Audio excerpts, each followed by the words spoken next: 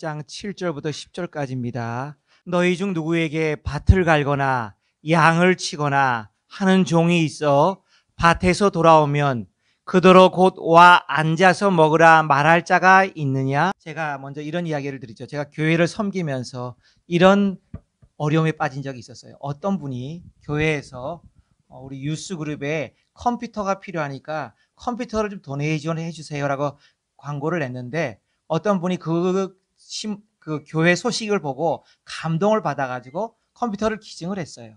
그래서 주보에다가 제가 어떻게 적었을 것 같아요? 예, 아무개 집사님이 컴퓨터를 도네이션 해주셔서 이제 아이들이 편하게 컴퓨터를 쓰게 되었습니다. 그렇게 광고를 냈어요. 감사하다고.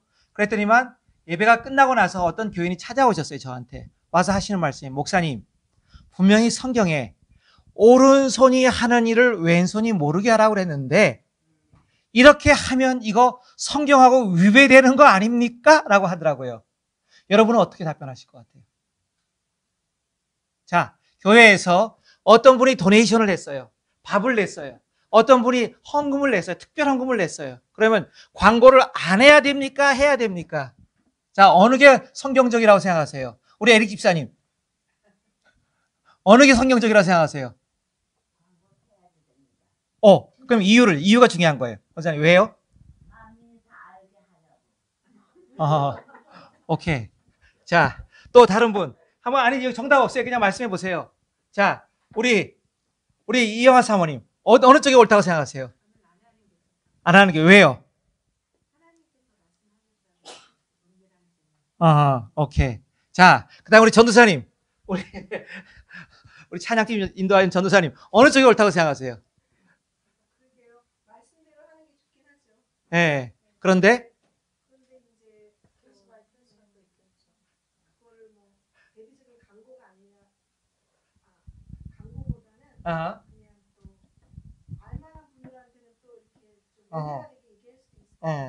예.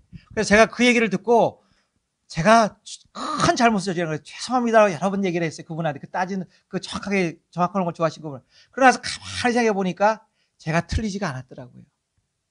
왜요? 교회도 사람이 모인 곳이고, 교회도 분명히 구약시대도 보면 여러분 아시겠지만 성전을 건축할 때 사람들이 차원하는 마음으로 예물을 드리잖아요. 그리고 나중에 성전을 재공사를 할 때 성전 그 문을 갖다가 다시 우리가 성전벽을 공사할 때 그때 보면 공사에 참여한 사람들의 이름이 다 나와요. 제가 그때 고민하니까 제가 그때 부목사인데 담임 목사님 그러시더라고. 아니야, 그거 잘못한 거 아니야. 구약 성경에 보면 분명히 다 기록하고 공개하고 밝히고 그 사람들을 성경에까지 기록하고 있어. 그런데 자, 그러면 무엇이 문제일까요? 우리가 주님께서 분명히 오른손이 하는 일을 왼손이 모르게 하라고 했는데 그럼 무엇이 문제일까요? 그렇죠. 바로 그 정답입니다. 예. 일을 하고 하나님께 봉사를 하고 하나님께 수고한 사람에 대해서 우리는 격려하고 칭찬하고 인정해드리고 사람들로부터 공개를 해야 돼요. 그러나 그 다음이 중요합니다. 공로를 행한 그 본인이 이건 내가 잘라서 한 거야. 내 돈으로 한 거야. 이러면 어떻게 돼요? 그 공로는 하루아침에 다 날아가 버리는 거예요. 그래서 제가 교회 행사를 하다 보니까 100명 중에 한 10명 정도나 7명 정도는 항상 하나님께 드리면서 이런 얘기를 해요. 덧붙여요. 목사님, 비밀로 해주세요. 비밀로 해주세요. 그게 꼭 옳다는 건 아니에요. 그러나 더 배려하다는 거죠. 하나님 앞에.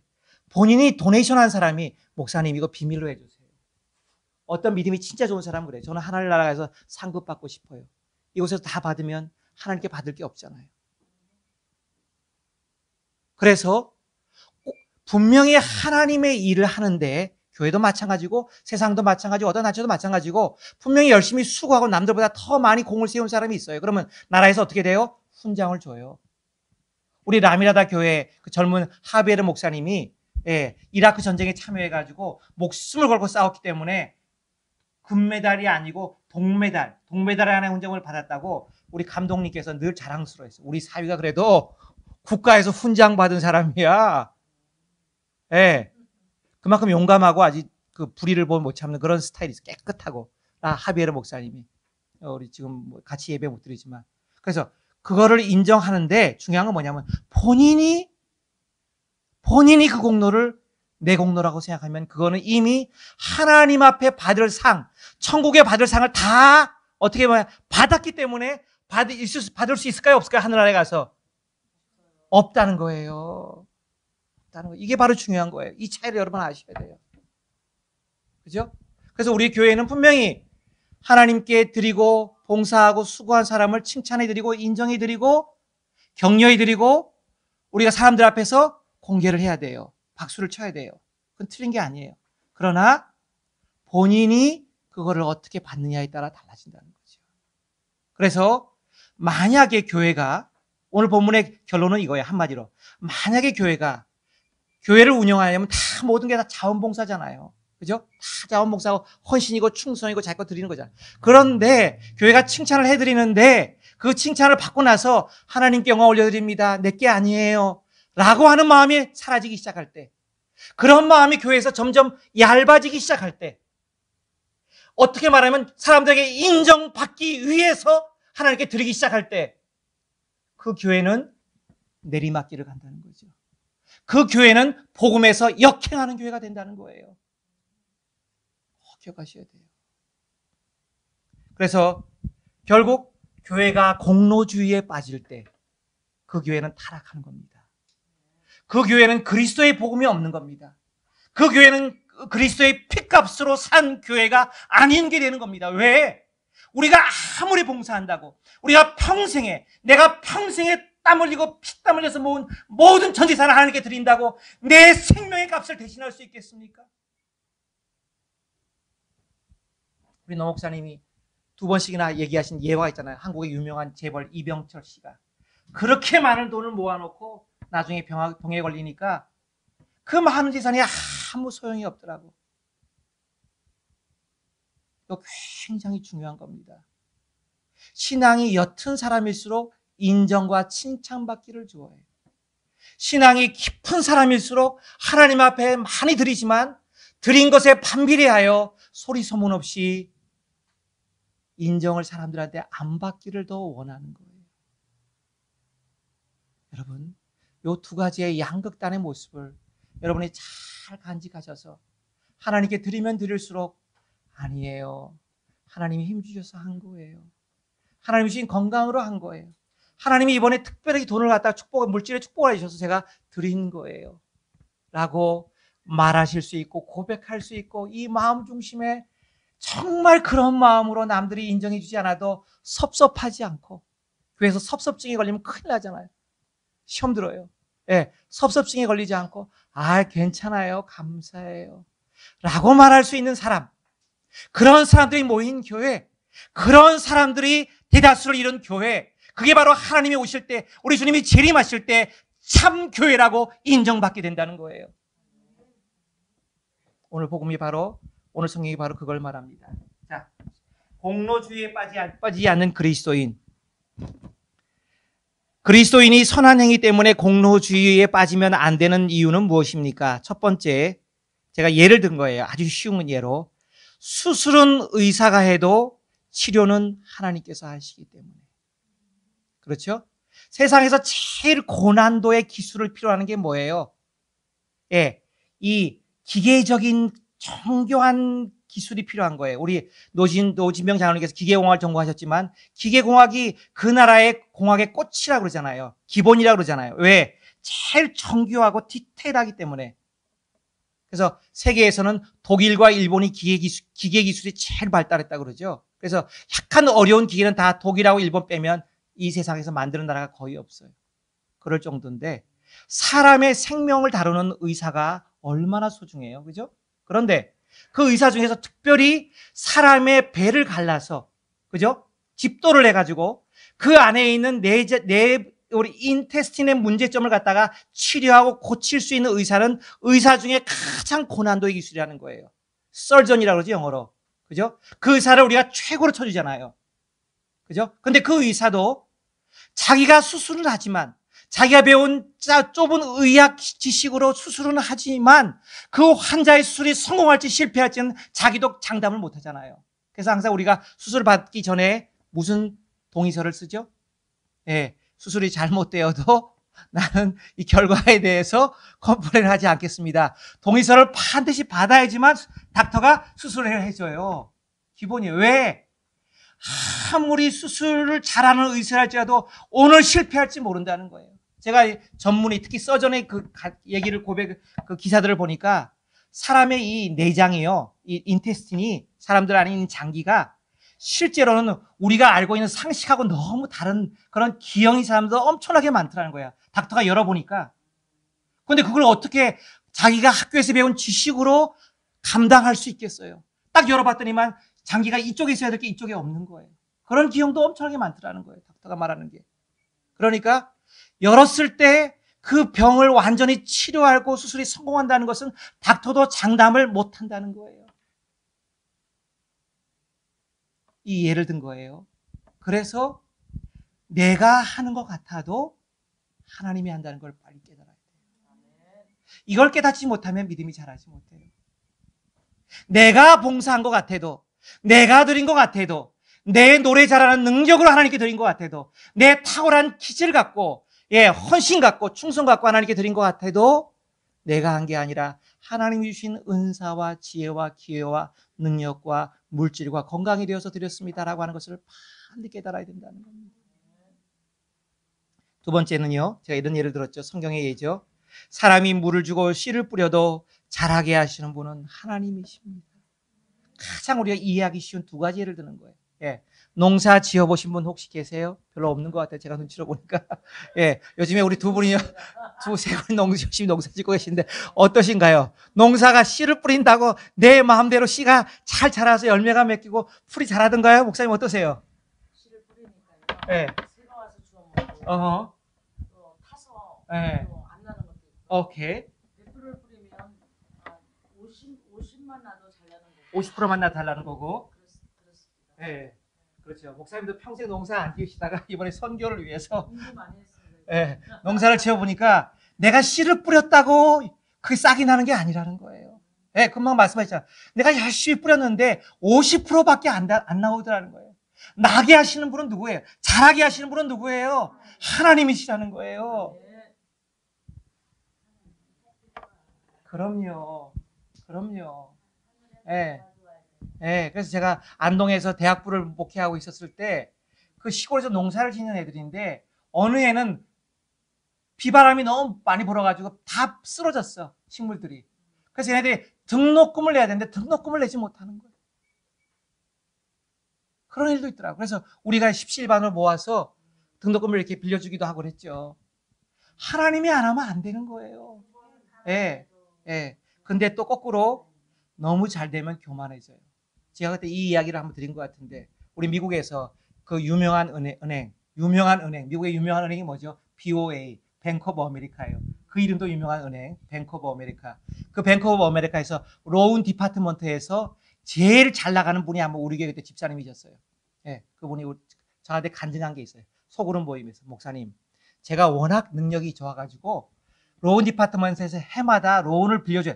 은행은 돈을 빌려줘야지만 이자가 들어오잖아요. 그 이자를 발생한 것 같고 사람들한테 배당금도 주고 뭐 이자도 줄 거 아니에요. 근데 그 로운 디파트먼트에서 너무나 로운 성적이 좋아가지고 해마다 골든 메달을 타는 사람이 있었어요. 그래서 그분은 항상 자기 여름에 휴가 갈 때 자기 돈으로 안 가. 뱅크 오브 아메리카에서 풀 서포트를 내죠. 호텔을 예약해줘. 그 다음에 가족끼리 다 동반할 수 있어. 그 다음에 모든 일정과 모든 경비를 다 그 뱅크 오브 아메리카 되는 분이에요. 근데 그분이 이런 고백을 하는 거예요. 그래서 제가요, 해마다 성적이 좋으니까 교만이 들어왔어요. 내 마음속에 교만이 들어왔어요. 그래서 하나님, 이거 제가 잘나서 한 거죠. 하나님도 안 불렀죠. 내가 능력이 있으니까, 내가 잘났으니까. 그런데 하나님이 그분을 사랑하사 그분의 믿음을 일으키시려고 어느 한 해는 아예 그냥 싸그리 한 건도 없게 만든 거예요. 그러니까 위에 상관들은 야, 너 어떻게 됐냐? 그러는데 자기도 모르겠더라고요. 안 들어오더라고요. 그래서 이 사람이 가만히 있어. 이국리, 저국 자기는 작년하고 똑같이 일을 했는데, 하나도 사람들이 로운 문의가 안 들어오더라고요. 그래서 나중에 너무 급해가지고 무릎을 꿇기 시작하고 하나님께 기도했더니 하나님이 하시는 말씀이, 야, 그게 네가 잘난 게 아니야. 내가 너를 들어서 준비시키고 지금까지 축복한 거야 라고 하시더라고요. 그래서 그분이 비로소 하나님 앞에 무릎을 꿇고 하나님 잘못했습니다. 이때까지 제가 잘나서, 제가 영어 잘하고, 제가 좋은 미국에서 USC 나와가지고, 제가 능력 있고 인맥이 좋아가지고 제가 제 능력으로 하는 줄 알았는데 하나님은 아니었어요. 용서해 주세요라고 회개하면서 믿음으로 돌아왔다는 겁니다. 기억하셔야 돼요. 자, 세 번째. 왜 그리스도인이 선한 행위를 해야 되지만 공로주의에 빠지면 안 되는 이유는요. 요거 3번은 아주 중요한 거예요. 여러분 꼭 기억하세요. 제 말이 아닙니다. 유명한 키에르케고르라고 하는 철학자, 신학자가 한 말입니다. 자, 종교개혁 이후의 교회의 실수가 한 가지 있는데 중세의 잘못된 공로주의에 의한 구원을 배격하다 보니까 구원은 전적으로 하나님의 은혜를 강조하다 보니까 공로주의를 버리려다가 행위까지도 버렸다는 거예요. 이거 중요한 겁니다. 공로주의를 버리려다가 행위까지도 버렸다는 거예요. 하나님의 은혜를 강조하다 보니까 하나님의 사람들이 은혜 받고 행하는 행위까지도 무시하게 되었다는 겁니다. 거꾸로. 그래서 어떻게 돼요? 값싼 복음과 값싼 은혜에 빠지게 되는 교회의 실수가 바로 이 종교개혁 이후에 일어난 큰 중요한 문제점 중에 하나였다고 하는 것입니다. 자, 그러면 값싼 복음과 값싼 은혜는 뭘까요? 값싼 복음과 값싼 은혜는 뭘까요? 한번 생각해 보십시오. 제가 유튜브를 읽다 보니까 요즘에 교회를 비판하는 젊은 친구들이 많은데 거기 보면 그들이 이렇게 교회는 이미 복음이 없어. 근데 그 이유가 뭐냐면 값싼 복음과 값싼 은혜만 외치기 때문이에요. 그게 무슨 말입니까? 무슨 말입니까? 한번 생각해 보세요, 여러분. 이 교회가 값싼 은혜와 값싼 복음만을 외치는 교회는 어떤 교회입니까? 하나님의 은혜를 강조해요. 하나님의 한량없는 은혜를 강조해요. 그죠? 그래서 우리는 그 은혜를 갚을 수가 없어요. 우리는 그 은혜 때문에 거저 구원 받은 거예요. 그런데 그 은혜를 받은 사람이 야, 감사합니다 라고 요 입술로만 고백할 때, 행동이 없을 때, 감사한 행위가 없을 때, 그 복음에 합당한, 성경에 읽어보시면 여러분 중요한 그 핵심, 약간 헷갈리는 구절이 나와요.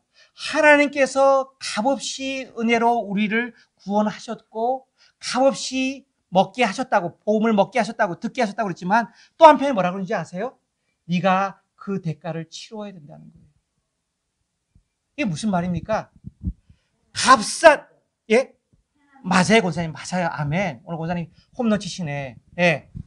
누가 하라고 해서 한 게 아니라 진정으로 값없는 은혜의 복음을 받은 사람은 정말 그 은혜를 받았고 정말 감사한다면 가만히 있을 수가 없다는 거예요.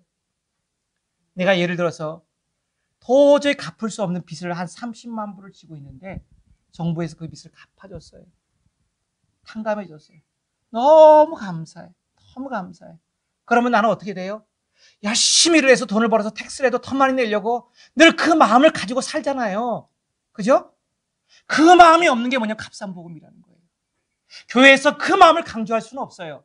그러나 여러분이 그 마음을 잃어버리고 입술로만 고백한다?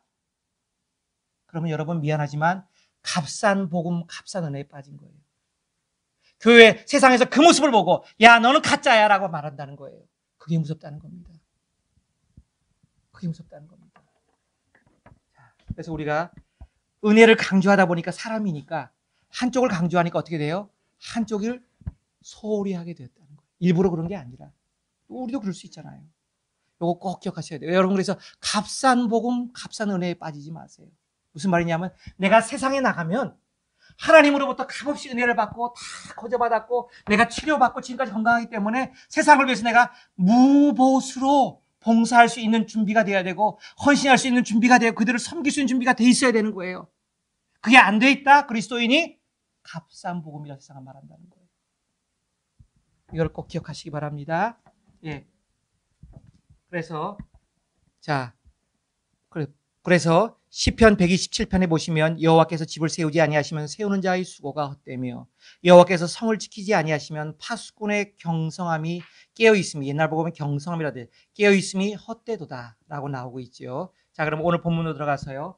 그리스도인의 신분과, 그럼 왜 그리스도인이 신분과 왜 공로 중에 빠지면 안 됩니까? 오늘 본문 말씀 짧은 구절을 통해서 우리가 네 가지를 생각해 보고자 합니다. 첫 번째는 뭐냐면 우리는 하나님의 자녀이지만, 우리는 하나님의 상속자이지만, 예수께서 우리의 친구이시지만 동시에 우리는 하나님 나라의 일꾼이며 종이기 때문이라는 겁니다.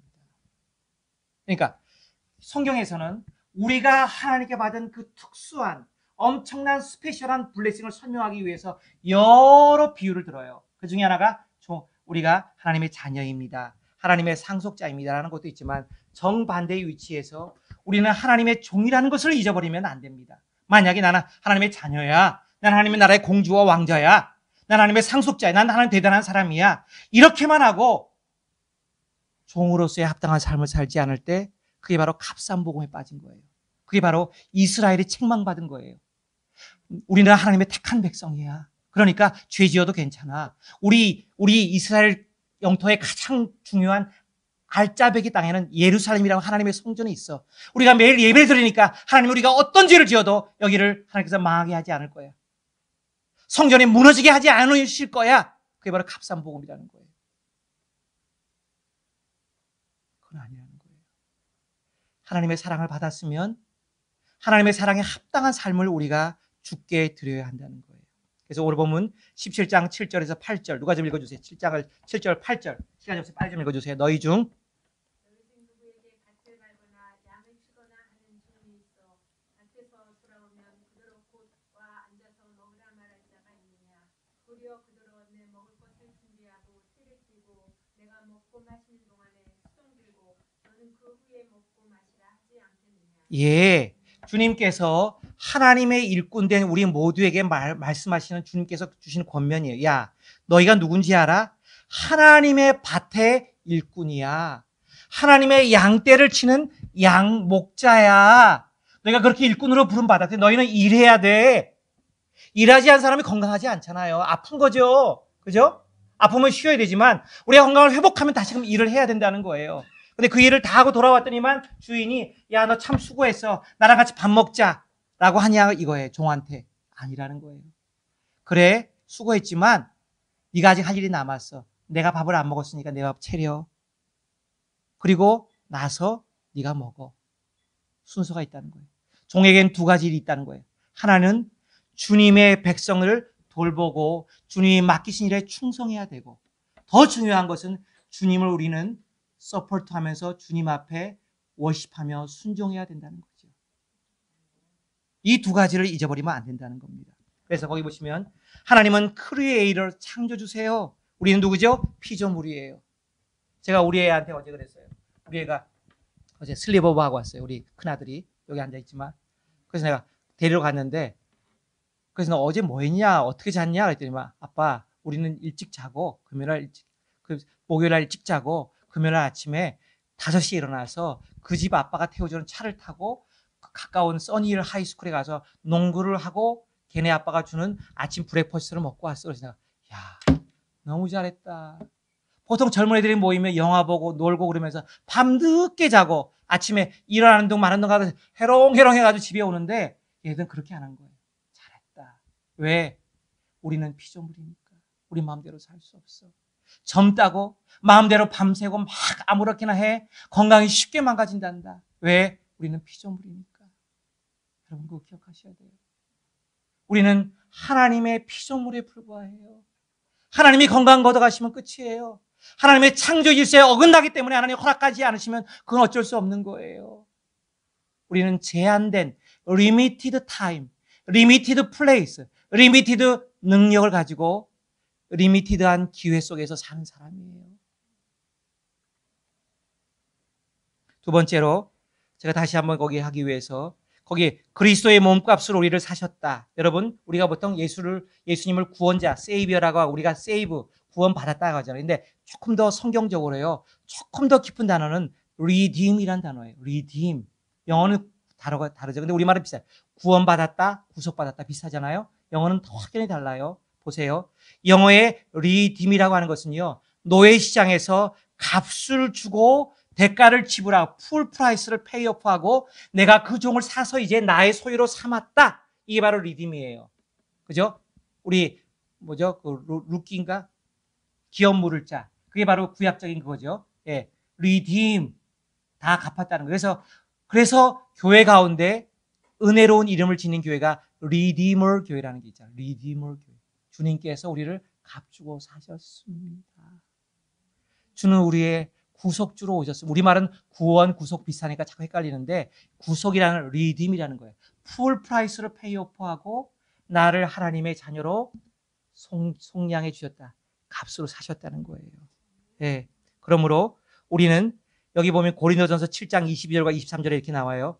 자유인으로 있을 때 부르심 받은 자는 그리스도의 종이니라. 종은 자유인이고 23절 너희는 값으로 사신 것이니 노예 시장에서 값을 치르고 당당하게 사신 것이니 사람들의 종이 되지 말라. 그 다음에 로마서 12장 1절 그러므로 왜 그 앞장 1장에서부터 11장까지 하나님께서 정확하게 말하면 8장, 9장까지, 8장까지 정확하게 우리를 위해서 하나님이 그 놀라운 구속의 역사를 이루셨으니까 그 은혜를 거저받았어? 그렇다면 그러므로 내가 권하니까 너희 몸을, your body를, your whole body를 하나님께 as a living sacrifice, 살아있는 산 제물로, 옛날 번역은 제사라고 그랬는데 지금 개역개정은 더 정확하게 번역했어요. 산 제물로, 살아있는 제물로 나 자체를 드리라는 거예요. 헌금을 드리라는 정도가 아니에요, 여러분. 여러분의 시간을 드리라는 정도가 아니에요. 하나님이 요구하시는 정확한 하나님의 예배는요, 내 전체를, 내 인생 전체를, 내 생각 전체를, 내 고집 전체를 하나님께 드려야 되는 거예요. 그게 바로 하나님이 받으실 만한 예물이라는 거예요. 그래서 받으신다는 것은요, 내가 기준이 아니에요. 하나님이 원하는 걸 다 드려야 되는 거예요. 이게 바로 우리 종의 자세라는 거예요. 왜? 하나님이 풀 프라이스를 지불하고 우리를 사셨으니까. 그 다음에 두 번째로 갈까요? 두 번째. 종이 일한 후에 받는 것은 감사가 아니라 긍휼로 주시는 선물. 이것도 중요해요. 조금 오해할 수 있는데 다 그렇고 그렇지 뭐 아니에요. 종이 일한 후에 받는 것은 감사가 아니에요. 누가 좀 17장 9절을 좀 읽어주세요. 오늘 보면 중요하니까요. 17장 9절을 좀 읽어주세요. 17장 9절. 명함대로 하였다고 종에게 감사하겠느냐. 예. 야, 종이 주인이 시킨 대로 다 했다고 해서 주인이 종에게 야, 정말 고마워. 나 감사합니다. 이러겠느냐 이거예요. 이런 주인이 있느냐 이거예요. 없죠. 고대 근동에 노예와 종의 주인의 문화에서 절대로 그렇지 않죠. 하나님이 그래서 우리에게 일을 시켰다고 해서 우리는 주님의 피값으로 산 주의 종이 되었기 때문에 우리가 어떤 맡겨진 일을 했다고 해서 우리는 하나님한테 감사를 받으려고 하면 안 된다는 거예요. 당연한 거죠. 라고 여겨야 된다는 거예요. 그래서 우리가 그렇지만 신약 시대를 사는 우리 모두가 하나님의 일꾼인데 하나님의 일을 하고 나서 성경에 곳곳에 이런 말씀이 나와요. 하나님이 상급을 주십니다. 하나님이 보상을 해주신다. 하나님을 찾기만 해도 상 주신다. 이런 말씀 나오잖아요. 그건 뭐냐? 정확한 의미는 그것은 하나님의 긍휼로 주시는 선물이라는 거예요. 선물이 뭐예요? 대가를 지불하지 않고 그냥 받는 거라는 거예요. 이 믿음, 이 정신이 우리 삶 속에 뼛속 깊이 들어가 있지 않으면 자꾸 작은 걸 하라고 하나님께 하나님 상 주세요라고 그런다는 거예요. 거기 보시면 고린도전서 9장 16절을 제가 인용했죠. 내가 복음을 전할지라도 자랑할 것이 없으면 내가 부들부들할 일입니다. 만일 복음을 전하지 아니하면 내게 화가 있을 것이다. 그렇죠. 사도 바울은 그랬어요. 내가 거저 받았으니까. 네. 만삭되지 못하여 난 나 같은 자에게도 하나님께서 사도라 불러주셨으니까. 죄인 중에 괴수인 나도 하나님께서 은혜를 주셔서 하나님 사역을 맡기셨으니까. 나를 구원해 주셨으니까. 내가 그 많은 은혜 때문에 복음을 전하는 거지. 이건 상 받으려고 하는 게 아니에요. 전하지 않으면 내가 잘못된 거예요. 내가 하나님 앞에 화를 받을 거예요. 이런 고백을 하면서 복음을 전했다는 거예요. 그러므로 종으로서 한 일은 당연한 거지 상 주시고 칭찬받는 것을 주님께서 보너스로 플러스 알파로 주시겠다는 거지 그거를 공로라고 생각하면 우리는 큰일 난다는 겁니다. 성경이 말하는 핵심 진리입니다. 세 번째, 그러면 하나님 나라의 일꾼으로 부름받은 자의 기본 자세는 무엇입니까? 10절에 나옵니다. 10절. 제가 읽어드릴게요. 이와 같이 너희도 명령받은 것을 다 행한 후에 이르기를 우리는 무익한 종이라 하여야 할 일을 한 것뿐이라. 예, 우리는 그냥 단지 우리에게 맡겨진 임무를 완수한 것과 임무를 다한 것밖에 없어요. 나는 임무에 충실했을 뿐이에요, 주님. 이게 바로 청지기 사상이라는 거죠. 그래서 우리는 내게 맡겨진 작은 일이라도 최선을 다해서 최고가 될 수 있도록 해야 돼요.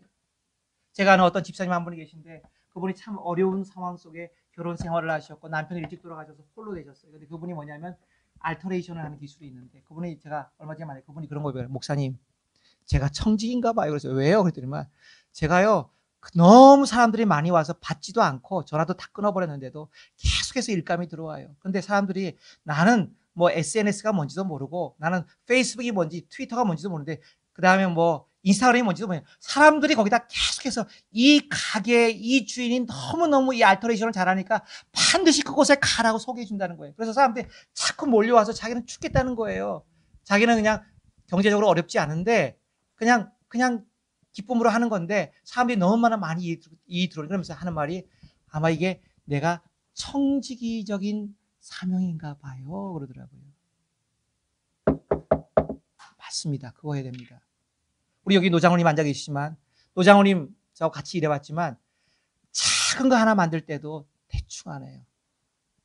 네, 정말 정교하게 한 번 만들었으면 나중에 뜯기가 어려울 정도로 우리 노장훈님이 그 쇼윈도우 룸을 하나 만들어주고 하셨는데 우리 이사할 때 그거 뜯느라고 죽는 줄 알았어요. 왜? 너무 꼼꼼하게 잘 만들어서 못을 박아야 될 때 딱딱 박아놨으니까 이게 말해서 뜯어지지가 않아요. 분해가 안 돼. 그래서 우리 베드로 목사님하고 대표님이 김장희 목사님 너무 고생하지 옆에서 지켜왔어요. 야, 저거 진짜 튼튼하게 박았네. 저거 한 10년 가도 밖에서 안 망가지겠네. 예, 그게 바로 그리스도인의 청지기적인 사명이라는 거예요. 그 정도로 하셔야 된다는 거예요. 내가 맡겨주신 일은. 그죠? 네. 그 다음에 하나님의 종의 마지막 기본 자세는요, 겸손입니다. 거기 보시면 17장 10절. 이와 같이 너희도 명령받은 것을 다 행한 후에 이르기를 우리는 무익한 종이라 우리가 하여야 할 일을 한 것뿐이라. 종의 고백이 we are unworthy servant. 우리는 무익한 종이에요, 하나님. 우리는 무익한 종이에요. 왜? 하나님이 주신 것으로 다 했으니까. 하나님이 일을 이루셨으니까. 나는 그냥 거기다 숟가락 하나 얹은 거하고 똑같은 거예요. 하나님 감사해요. 나는 무익한 종이에요. 하나님 더 잘하지 못한 게 죄송해요. 더 아름답게 더 제때 하나님께 드려야 되는데 늦게 드린 게 죄송해요. 하나님, 이렇게 말할 수 있는 겸손한 자세가 바로 주님이 보실 때 가장 적합하고 칭찬받을 종의 바른 자세라는 겁니다. 자, 우리 마지막 결단의 시간 본문을 하나만 읽고 마치죠. 고린도전서 15장 10절 말씀입니다. 그리고 마지막으로 축도는 우리 이재영 목사님께 주시겠습니다. 고린도전서 15장 10절 말씀 같이 읽습니다. 그러나 내가 나 된 것은 하나님의 은혜로 된 것이니 내게 주신 그의 은혜가 헛되지 아니하여 내가 모든 사도보다 더 많이 수고하였으나 내가 한 것이 아니요 오직 나와 함께 하신 하나님의 은혜로라. 아멘. 잠깐 기도합니다. 1분간만 기도합니다. 우리 하나님 앞에 하나님 이 자세로, 이 바울의 이 자세로 내가 은혜로 일을 시작했고 그 은혜가 헛되지 않아서 내가 일을 마쳤고 더 많이 했지만 결국은 하나님의 은혜였어요 라고 모든 공로를 하나님의 은혜로 돌릴 수 있는 이 믿음과 이 영적인 눈과 하나님 이 고백을 할 수 있고 이렇게 봉사할 수 있게 해달라고 기도하겠습니다. 하나님 감사합니다. 하나님 사랑합니다. 하나님 고맙습니다. 오늘 우리에게 하나님 알려주셨습니다. 그리스도인은 공로주의에 빠지면 안 된다는 것입니다. 하나님 다시 한번 간절히 원하고 바라옵기는 우리가 공로주의에 빠지지 않고 하나님의 은혜와 하나님의 말씀 따라 하나님 이러한 삶을 살 수 있게 하여 주시기를 원하고 기도합니다. 이러한 고백이 우리 안에 넘쳐날 수 있도록 하나님 도와주시기를 간절히 소원하고 하나님 기도하고 하나님 간구합니다. 하나님 역사해 주시옵소서. 하나님의 뜻만 드러나게 하여 주시옵소서. 이러한 고백들이 우리에게 넘쳐나게 하시옵소서. 이러한 하나님 공로를 하나님께만 올려드리는 하나님 겸손하고 하나님 순전하고 종의 세로서 청지자의 세로서 최선을 다해 일하는 하나님 그리스도의 백성만이 나타날 수 있도록 하나님 역사하여 주옵소서. 감사드렸고 예수님의 이름으로.